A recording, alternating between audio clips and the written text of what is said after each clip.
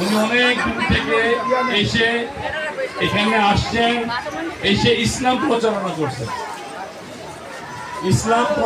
করছেন, মানুষকে ইসলামের পথে দাওয়াত দিচ্ছেন এবং হেদায়েতের জন্য আল্লাহর কাছে কাঁদছেন। মিরপুরবাসী তার দোয়ার বরকতে আল্লাহ কবুল করছেন এবং এখানে ইসলাম প্রতিষ্ঠিত হয়েছে। আমরা যারা এখানে এই গানের অনুষ্ঠানে বসে আছি, আমাদেরকে এই জিনিসটা চিন্তা করতে হবে যে এই লোকটার কাজ কি ছিল।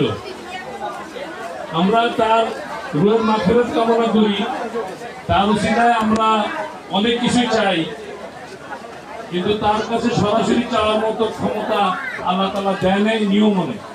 তার উসিলা দিয়ে আমরা অনেক কিছু চাইতে পারি।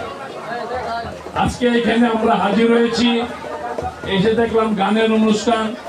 আমি মনে করছিলাম যে ওয়াজ হবে, ওয়াজ হলে কিছু মানুষ শিখতে পারতো, জানতে পারতো। এই গান, যে গান এগুলি আবার গান, এর মধ্যে অনেক কিছু আছে, এর মধ্যে শিকার আছে। খালি গান বাজনা, গলার সুর কিনা আওয়াজ শুনে মাথা ঘামায় লাভ নেই। অর্থটা বুঝতে চেষ্টা করবেন এরা কি বলতে চায়।